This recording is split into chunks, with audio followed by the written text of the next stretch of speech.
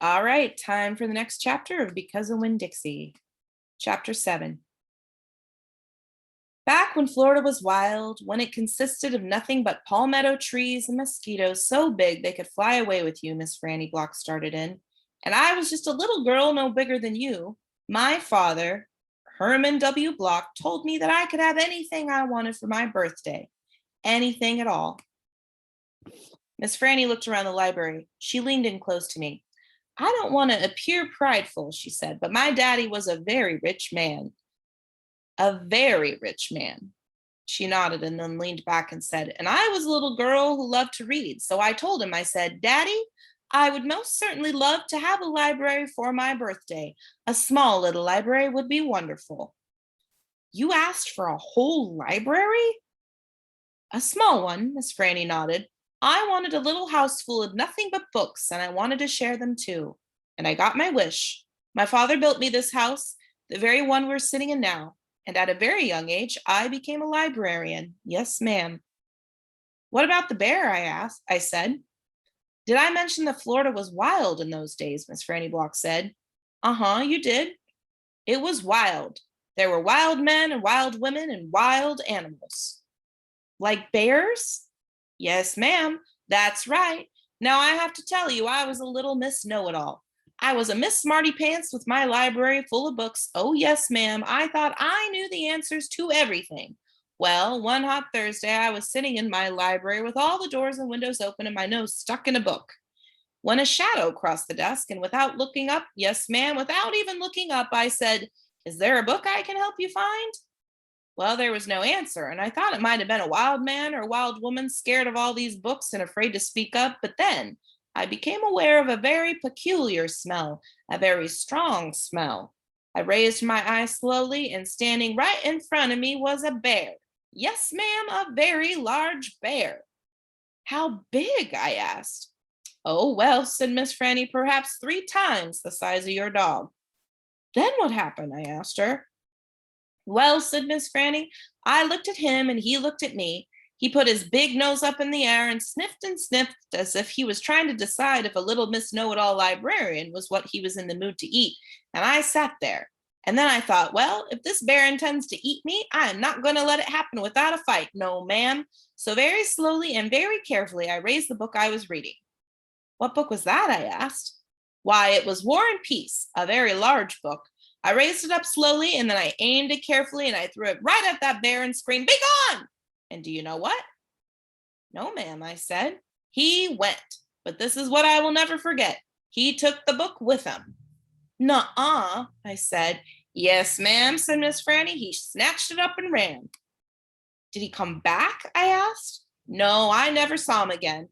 Well, the men in town used to tease me about it. They used to say, Miss Franny, we saw that bear of yours out in the woods today. He was reading that book and he said it sure was good. And would it be all right if he kept it for just another week? Yes, ma'am, they did tease me about it, she sighed. I imagine I'm the only one left from those days. I imagine I'm the only one who even recalls that bear. All my friends, everyone I knew when I was young, they're all dead and gone. She sighed again. She looked sad and old and wrinkled. It was the same way I felt sometimes, being friendless in a new town and not having a mama to comfort me. I sighed too. Miss Winn-Dixie raised his head off his paws and looked back and forth between me and Miss Franny. He sat up then and showed Miss Franny his teeth. Well, now, look at that, she said. That dog is smiling at me. It's a talent of his, I told her. It is a fine talent, Miss Franny said, a very fine talent. And she smiled back at Winn-Dixie. We could be friends, I said to Miss Franny. I mean, you and me and Winn-Dixie, we could all be friends. Miss Franny smiled even bigger. Why, that would be grand, she said, just grand. And right at that minute, right then, the three of us had decided to be friends. When the three of us had decided to be friends, who should come marching into the Herman W. Block Memorial Library but old pinch-faced Amanda Wilkinson.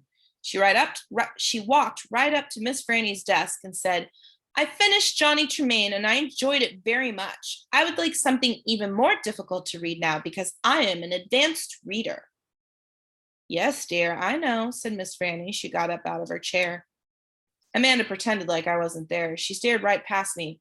Are dogs allowed in the library? She asked Miss Franny as they walked away. Certain ones, said Miss Franny, a select few. And then she turned around and winked at me. I smiled back.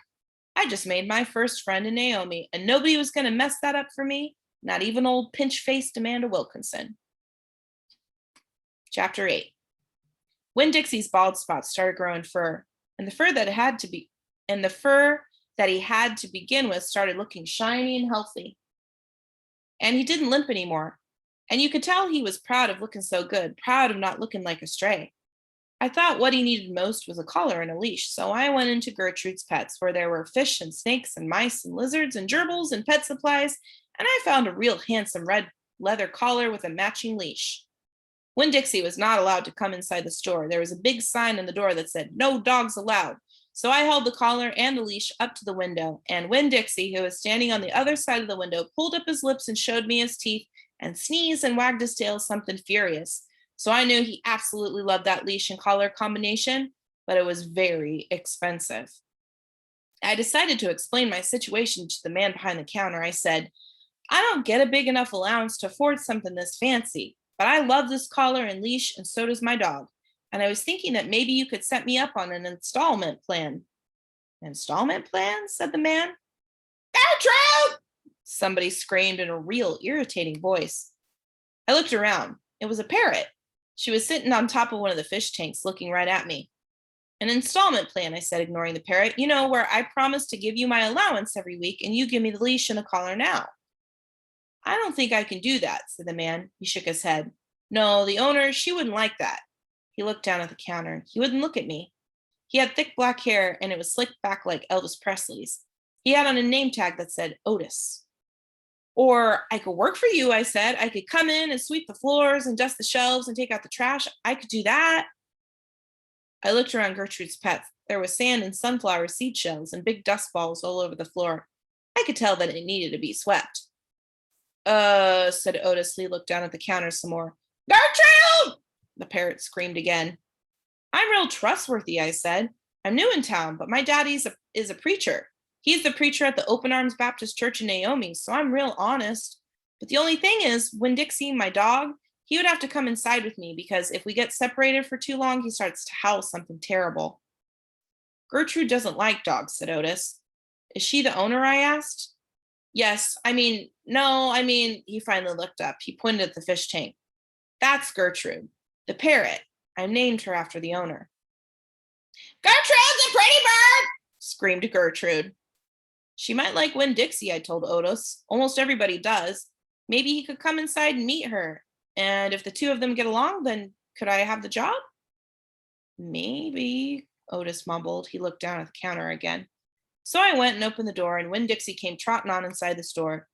"Dog!" screamed Gertrude. "I know it," Otis told her. And then Gertrude got real quiet. She sat on the top of the fish tank and cocked her head from one side to the other, looking at Winn-Dixie. And Winn-Dixie stood and stared back at her. He didn't hardly move. He didn't wag his tail. He didn't smile. He didn't sneeze. He just stared at Gertrude, and she stared at him. And then she spread her wings out real far and flew and landed on top of Winn-Dixie's head. "Dog!" she croaked. Winn-Dixie wagged his tail just a little tiny bit. And Otis said, "You can start on Monday." "Thank you," I told him. "You won't be sorry." On the way out of Gertrude's Pets, I said to Winn-Dixie, You are better at making friends than anybody I've ever known. I bet if my mama knew you, she would think you were the best dog ever." Winn-Dixie was smiling up at me, and I was smiling down at him, and so neither one of us was looking where we were going, and we almost bumped right into Sweetie Pie Thomas. She was standing there, sucking on the knuckle of her third finger, staring in the window of Gertrude's Pets. She took her finger out of her mouth and looked at me. Her eyes were all big and round. "Was that bird sitting on that dog's head?" she asked. She had her hair tied up in a ponytail with a pink ribbon, but it wasn't much of a ponytail. It was mostly ribbon and a few strands of hair. "Yes," I told her. "I seen it," she said. She nodded her head and put her knuckle back in her mouth. Then she took it out again real quick. "I seen that dog in church, too. He was catching a mouse. I want a dog just like it, but my mama won't let me get no dog. She says if I'm real good, I might get to buy me a goldfish or one of them gerbils. That's what she says. Can I pet your dog?" "Sure," I told her. Sweetie Pie stroked Winn-Dixie's head so long and serious that his eyes drooped half closed and drool came out of the side of his mouth. I'm going to be 6 years old in September. I got to stop sucking on my knuckle once I'm 6, said Sweetie Pie. I'm having a party. You want to come to my party? The theme is pink. Sure, I told her. Can this dog come? She asked. You bet, I told her. And all of a sudden, I felt happy. I had a dog, I had a job, I had Miss Franny Block for a friend, and I had my first invitation to a party in Naomi. It didn't matter that it came from a 5-year-old and that the party wasn't until September. I didn't feel so lonely anymore. And we will pause there.